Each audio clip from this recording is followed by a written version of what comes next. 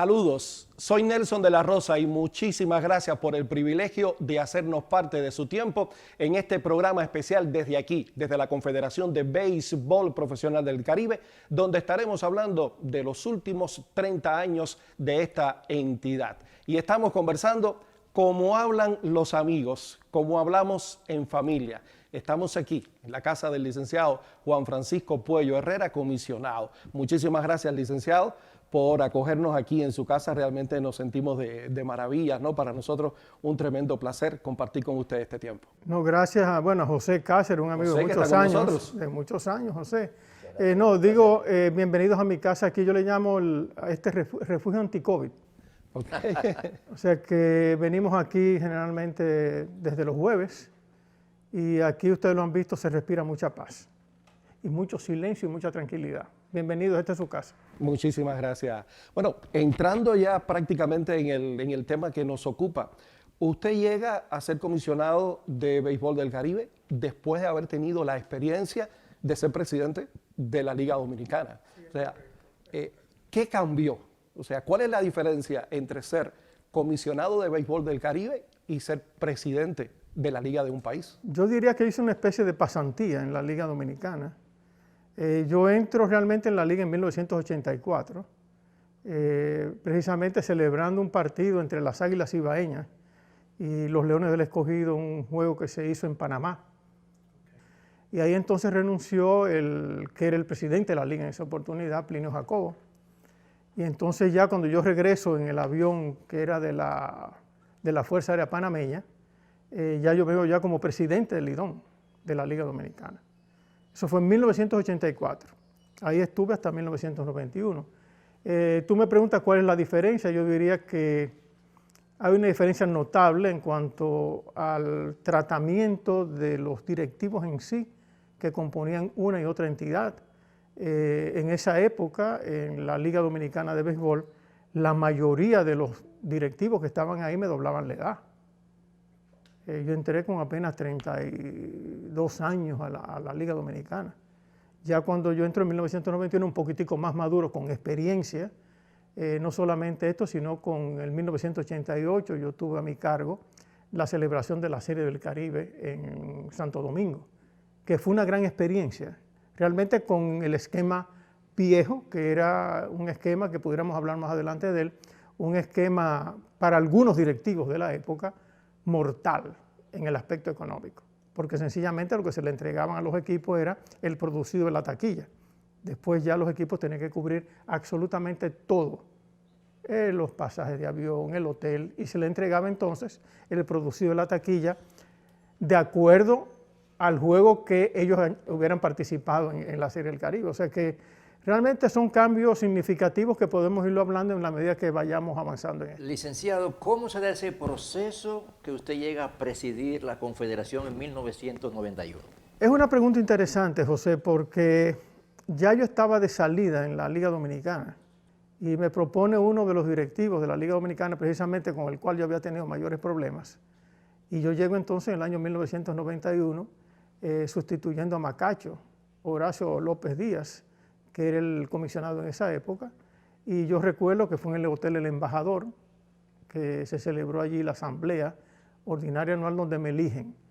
Yo creo que nadie esperó que yo al frente de la Confederación del Caribe iba a durar mucho tiempo, en el sentido de que muchos apostaban de que la Confederación no pasaba de un año o de 2 años, o mejor dicho, no la Confederación, la Serie del Caribe, no iba a pasar de 2 años en mis manos. Y creo que fue un error, porque todavía tenemos confederación, como dicen aquí en nuestro país, para rato. Precisamente, al llegar a la organización, ¿cuáles son esas primeras medidas que usted decide tomar para impulsar precisamente la confederación? Lo primero es que incluso me trajo no problemas al inicio, porque generalmente las personas creen que las entidades deben continuar funcionando en el pasado. Y eso es muy importante, en el sentido de que lo primero que hice fue dotar a la Confederación del Caribe de personalidad jurídica, que no la tenía.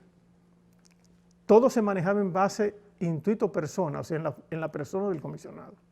Yo recuerdo de Rodrigo Otero Osuro, que para mí es una persona, abogado puertorriqueño brillante, una persona muy seria y honesta, de que quien pagaba todo en la Confederación era Rodrigo Otero Osuro, incluso de su dinero,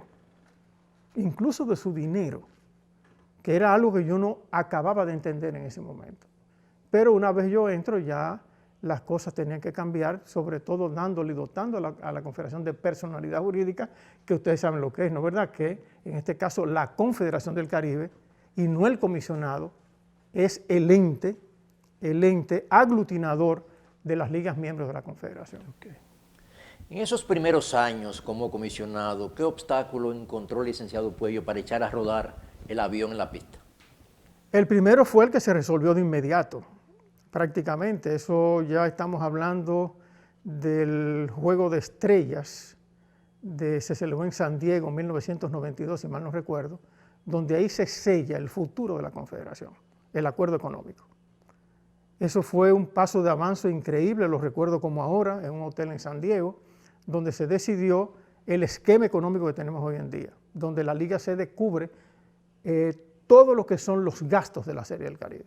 Fíjate, antes de esto hay algo interesante. Siendo yo presidente de la Liga, las dos Series del Caribe se celebraron en Miami. Una se celebró, ustedes lo saben, se celebró en el Orange Bowl, una serie totalmente atípica, y después otra se celebró en el Bobby Maduro, que es un estadio, que el estadio Quisqueya es una copia al carbón del estadio Bobby Maduro, que por cierto ya fue demolido. Yo diría que esos fueron los aspectos previos ya a lo que se avisoraba, como decimos ya, en lo que sería el futuro de la Confederación del Caribe. Si fuéramos a hacer un balance de esos primeros 15 años en los que usted estuvo al frente de la Confederación, ¿cuáles serían los logros más importantes? Además de la personalidad jurídica, o sea, lo que hemos estado hablando. Creo que el primer contrato que se logró, voy a evitar por el asunto del egómetro que usted me ha oído mencionar muchas veces, de no mencionar el yo, porque yo soy enemigo del yo. Vamos a decir que el comisionado logró un contrato muy, muy importante para la Serie del Caribe, que fue con Visa, valga la promoción, ¿no? 4 años. Fue un contrato de $2 millones, que de hecho, antes de iniciar una Serie del Caribe, se le entregaba ese dinero, $500,000, a los organizadores de la Serie del Caribe. Yo creo que eso fue uno de los mayores logros en esa época, independientemente de otros que podemos ir hablando a medida que vayamos avanzando, de lo que es el Museo del Deporte en Puerto Rico y lo que es la Confederación del Caribe, su presencia allí, lo del Botón de Oro, en fin, lo del trofeo, no sé si me estoy adelantando los acontecimientos, pero son muchas cosas que se han hecho. Pero yo diría que en esos primeros 15 años se tuvo que lidiar con algunas cositas muy pequeñas pero para mí son importantes. Por ejemplo, lo del logo de cada Serie del Caribe. Cada vez que se celebra una Serie del Caribe, había que hacer un nuevo logo, lo cual le quitaba, usted lo sabe muy bien, identidad a la Confederación. Y yo venía luchando desde hace tiempo, señores, tenemos que tener un solo logo, tenemos que pelear por esto, y en fin, hasta que en un momento determinado lo entendieron, y es el logo que ustedes tienen precisamente en sus camisas, y lo tengo yo también aquí que se ve, que es el logo de la Confederación del Caribe. Licenciado, honor a quien honor merece. Hábleme del ceremonial del Pabellón de la Fama de la Serie del Caribe, donde se honran a las grandes glorias que han pasado por cada año. No quiero, evitando lo del yo, no quiero tomar, diríamos, el protagonismo ahí. Yo tenía la idea, esa idea estaba ahí, pero hay un protagonista ahí que es Tony Piña, Lorenzo Antonio Piña Cámpora, que fue el que le dio la forma a lo que es el pabellón. Sencillamente yo fui un instrumento en esto, yo tenía esa inquietud, y de hecho diríamos que Tony Piña, como le llamamos, que es un periodista, un historiador deportivo, le dio forma a esto. Si hay alguien que debe tener, diríamos, un sitial importante en esta idea, se llama Tony Piña. Ya usted hablaba del himno de la Confederación, que, bueno, evidentemente es uno de los logros, algo de lo que también le da identidad a la Confederación, la bandera de la Confederación. En esto hay una historia interesante que yo se la he hecho a ustedes, como dicen, fuera de cámara.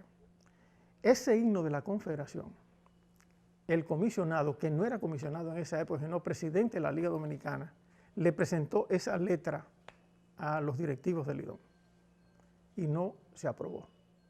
Yo tomé esa letra, se ajustó con la ayuda de una persona muy amiga mía, y entonces surgió lo que es el himno de la Confederación del Caribe.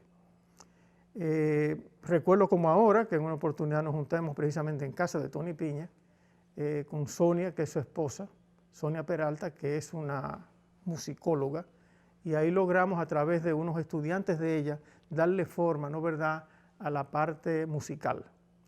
Claro, yo estando con ellos ahí, yo no sé de música, absolutamente nada, pero yo iba trazando más o menos algunas pautas con esto, y con la letra, que me ayudó mucho un amigo mío, ingeniero, Henry Almonte, brillante, pues le dimos forma a lo que es el himno de la Confederación. Que déjeme decirle algo, Nelson y José. Muchas veces se habla de que la Serie del Caribe esto, que la Serie del Caribe aquello. Lo importante en la Serie del Caribe es la institución, las cosas que están ahí, las cosas que no se ven. Como tú mencionabas hace un momentito, lo que es el pabellón de la fama en la Serie del Caribe. Licenciado, hay un aspecto que usted tocó, pero quiero que usted me ahonde un poquito, la parte económica, los acuerdos que le dio estabilidad en esos primeros años a la Confederación. Creo, vuelvo y repito, lo mismo, que esto no es solamente una labor mía, del comisionado, sino también está Arturo León Lerma ahí, que me ayudó de una manera que ustedes no se imaginan. Entre los dos les dimos forma a esto. Y Arturo merece un sitial importante, y lo tiene en el Pabellón de la Fama de la Serie del Caribe, porque eso no es solo idea del comisionado. Eso surge de una inquietud, tanto del comisionado como de Arturo León Lerma, que me ayudó muchísimo en esto, providencialmente, y surge el acuerdo económico. Yo recuerdo cuando visitamos San Diego, ahí estuvimos incluso cerca de Willie May, que estaba en una de las actividades en el Juego de Estrellas. Si mal no recuerdo, el comisionado era Faye Vincent, que nos reunimos con él en esa época, y de hecho entonces ahí surge lo que es el acuerdo económico, donde estaba Benny Agosto, una persona de muchos años ligado a la Confederación y a mi persona, y ahí surge entonces ese acuerdo económico donde se libera, por decirlo de una manera, todo este aspecto, quiero utilizar una palabra bien utilizada ahí, todo este aspecto negativo de la Serie del Caribe en cuanto a lo económico. Que se derrumbaba. No, porque lo que decían era que, eso a mí me dolía mucho cuando decían esto, siendo presidente, que ir a la Serie del Caribe era un castigo. Eso ustedes pueden buscar en la prensa de la época. Dejaba pérdidas. Que dejaba pérdidas, que eso era un castigo, que ellos no querían ir.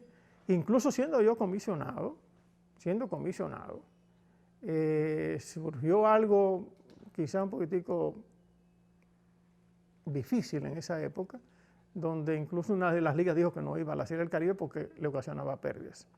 Y de hecho, como comisionado, yo lo que decía es lo que yo he dicho siempre, de que había un acuerdo económico que ya se había quitado, ¿no es verdad?, ese fantasma de lo que era asistir a la Serie del Caribe sin cubrir absolutamente nada. Y se ha mantenido ese esquema hasta ahora. Mis amigos, hemos pasado en este primer segmento, pudiéramos decirlo así, por esos primeros tiempos de la Confederación de Béisbol Profesional del Caribe. Por supuesto que el tema da para muchísimo más y yo creo que en un solo programa no se agota, José. No, más. Yo le invito, licenciado, a que tengamos un segundo contacto un poco más adelante desde esta misma frecuencia, desde este mismo canal. Así que si a usted le gustó, que estoy seguro que sí, le gustó todo lo que he estado escuchando aquí, todo lo que hemos visto, yo le invito a que no se pierda nuestro segundo contacto, nuestro segundo segmento, nuestro próximo programa, donde vamos a seguir hablando de lo que celebramos, los últimos 30 años de la Confederación de Béisbol Profesional del Caribe. No se vaya, regresamos muy pronto.